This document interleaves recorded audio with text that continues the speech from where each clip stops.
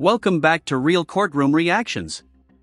Today, we're diving into the intense case of Ruben Rendone Jr., a man facing revocation of his probation in Texas. Stick around, the judge's reaction near the end will shock you. Hashtag Real Courtroom Cases, hashtag Justice Served in Court. How do you plead to that, true or not true? True. And on or about the 12th day of June 2025 in Bexar County, Texas, the defendant, Ruben Rendone Jr., did then and there fail to comply with the rules and regulations of felony drug court.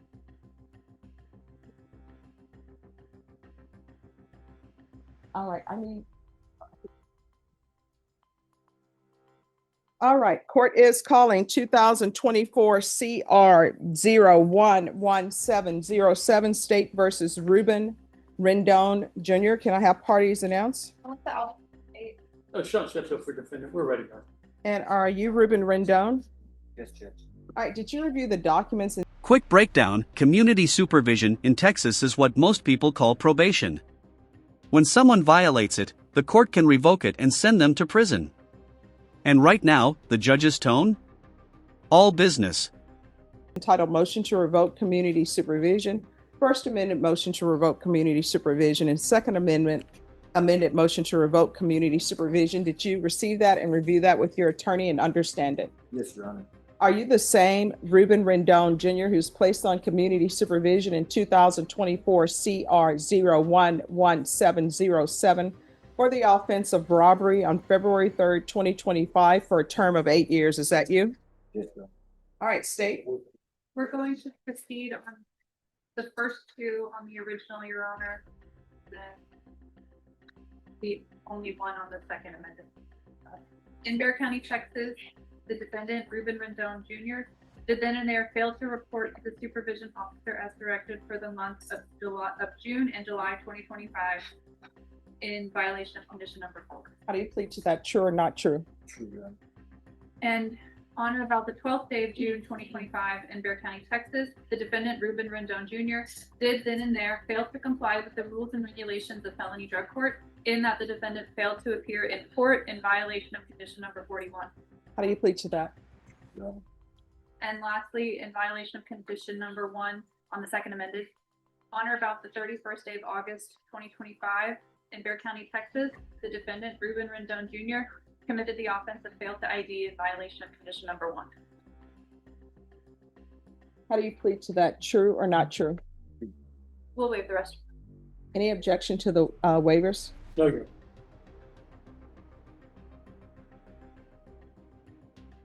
Did you understand by pleading true to violations 4, 41, and 1, the court could find it true, grant the motion, and sentence you up to 10 years in the prison? Yes, Your Honor. Knowing that, do you still wish to plead true to violation of conditions 4, 41, and 1? Court will find 4, 41, and 1 true. Is there a proposed agreement? There is not, Your Honor. The state is recommending revocation and 6 years TDC. All right, defense, what are you requesting? Your Honor, we're requesting. Notice this moment: the defense is pleading for help instead of punishment. They're asking for rehab over retribution. But the state? They're pushing for prison time. This is where legal compassion meets hard accountability. Actually, the recommendation from the probation office is that he gets additional help for drug issues that he has. We're asking the court to follow that recommendation. We're asking for safety. He understands that he would have to leave. He's willing to do so. He also is telling the court that he has a problem. He did complete the lifetime inpatient. However, once he was released, he had some issues after that. All right, is there anything you wish to say? Your Honor. Can you raise your right hand for me? Do you solemnly swear affirm the testimony you give will be the truth and nothing but the truth, so help you God? All right, you can lower your hand, state your name for the record. Ruben Rendone Jr. All right, what do you wish to say? Your Honor, I did learn a lot from the good people at Lifetime Recovery, and the one thing I didn't follow through really messed me up, and I stayed with her. I should have changed the people, places, and things. This is where emotion enters the courtroom. Ruben's plea feels raw. He's acknowledging relapse, regret, and responsibility. But will it sway the judge? You can almost feel the tension building. Like Darnell taught me, and I did not follow through. And I know that if I'm given this chance, Father, Your Honor, to do this again, I know I've got to do this right. I have grandkids, and I definitely don't want to be put away for the long time that they're trying to put me in. But I definitely know I can get this right, and I need to get this right. Your Honor, I'd like to please have this chance. All right, so, Mr. Rendone, felony drug court is a very intensive program, and they're there to help you. And here it is, the judicial turning point. The judge highlights what so many in recovery court fail to realize: help only works if you show up. Missed appearances equal missed chances. Watch how she balances empathy with enforcement. And if you don't show up for them, then nobody can help you. And it appears that you stop showing up. And I know that felony drug court will spend time trying to work with you. Even if you were to abscond, they will send people out. I've seen probation officers try to go out and find people. The police try to go out and find people. But when you don't show up, there's nothing that we can do.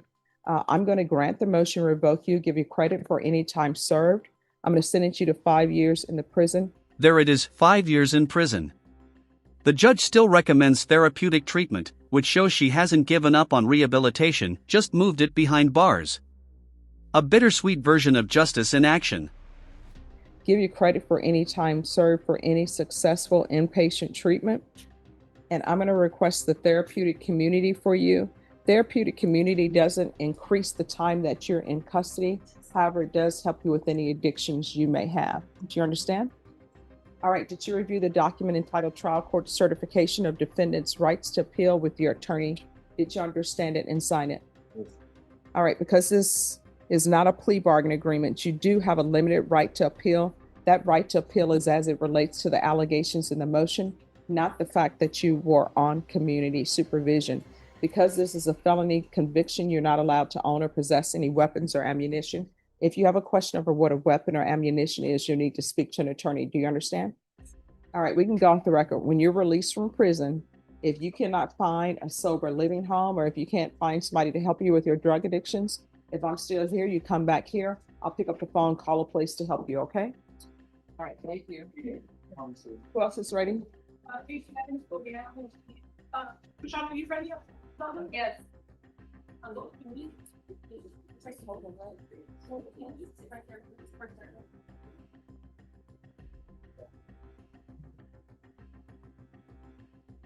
All right, State, are you ready? Yes.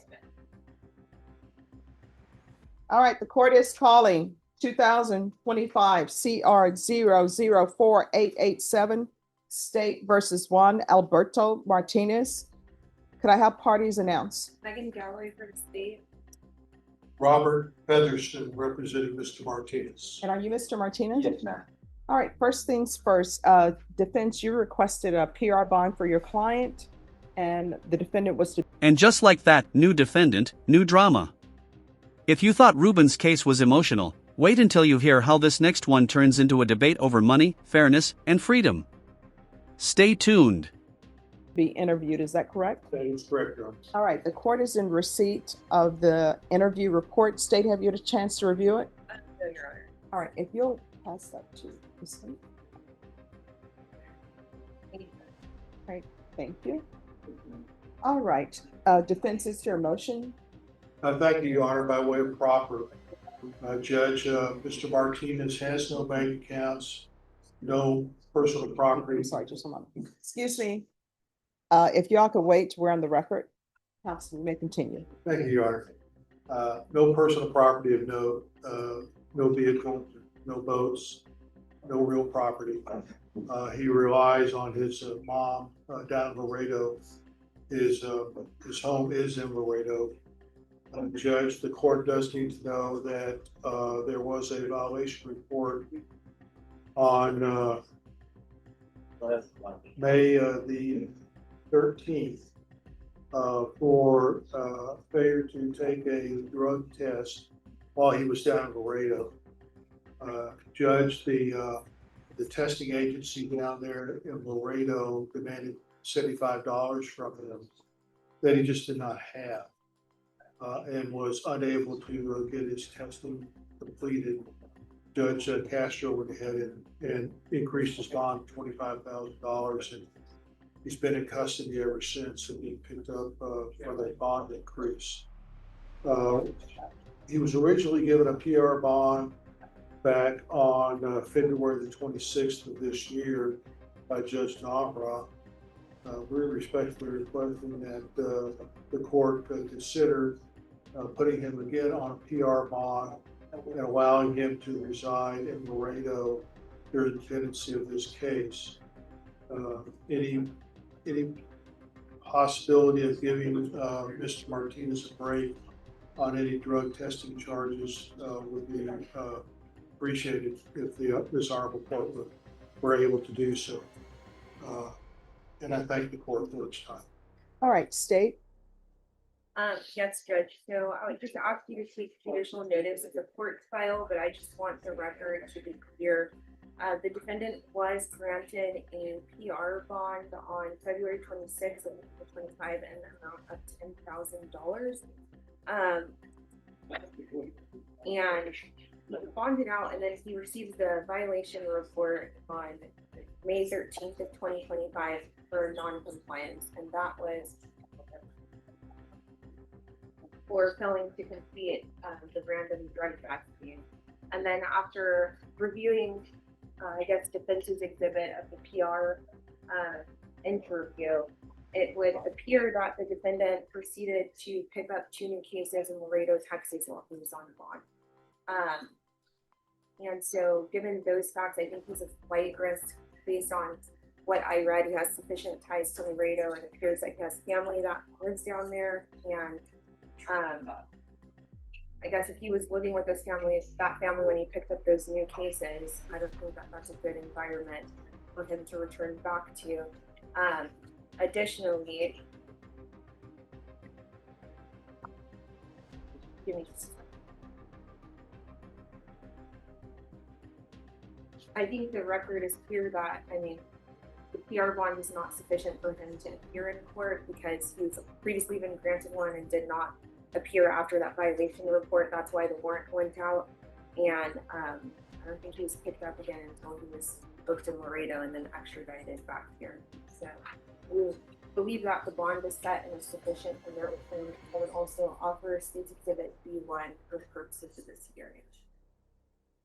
All right, have you? No objection for purposes of this hearing.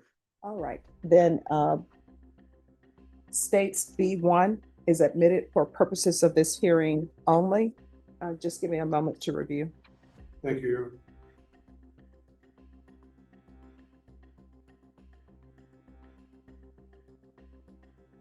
All right, the court has reviewed States Exhibits B1, and the court has reviewed the PR bond interview with pretrial services. Any response to the state's argument? If the court will allow. Yes. Judge, there really is no evidence in front of this court with respect to flight risk unless you consider Laredo itself to be a flight risk. But there's no testimony that he had connections across the border. There's no testimony that Spanish is his principal language. Really the only issue with respect to flight risk would be to say that his principal residence is Laredo. He has 2 new allegations against him, but they're allegations down in Laredo. If the court grants a PR bond here, he has to go back to Laredo to answer those new allegations. So that he'll be transferred by the state back down to Laredo to take care of those particular issues.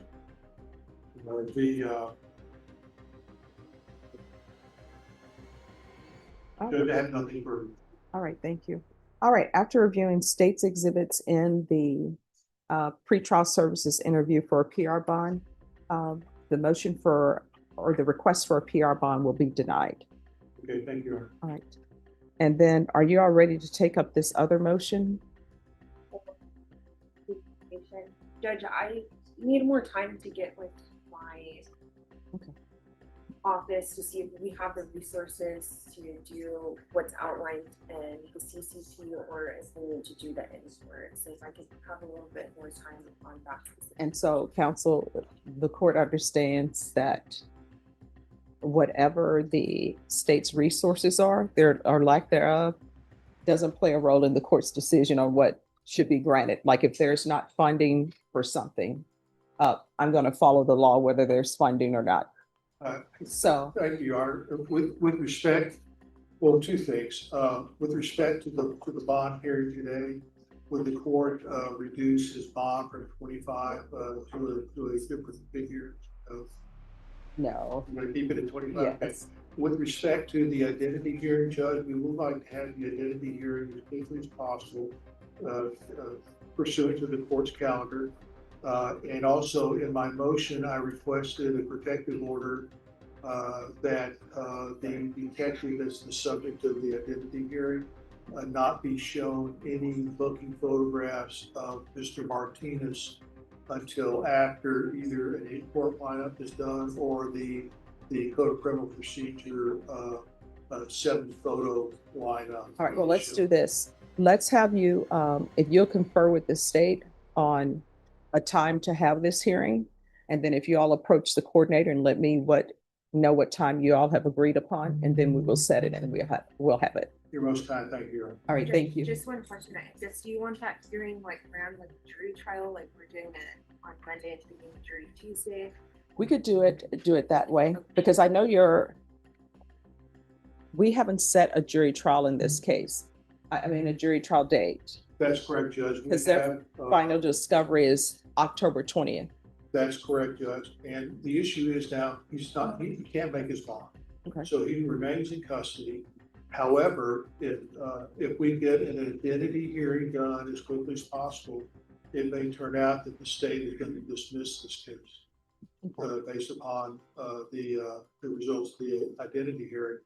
Conversely, if the identity hearing does not go his way, it may end up in a plea. Well, let's do this.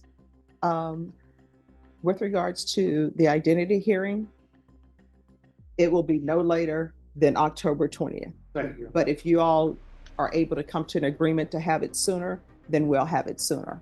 Okay. But at the latest, October 20th, because you're already set here in the court on October 20th for discovery.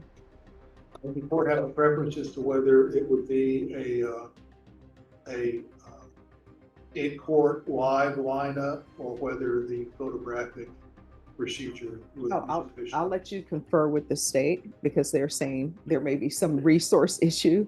So maybe if you confer with the state, maybe y'all come to an agreement that it's a photo lineup if I grant your motion, or y'all may say in person. I don't know if they can find people in person.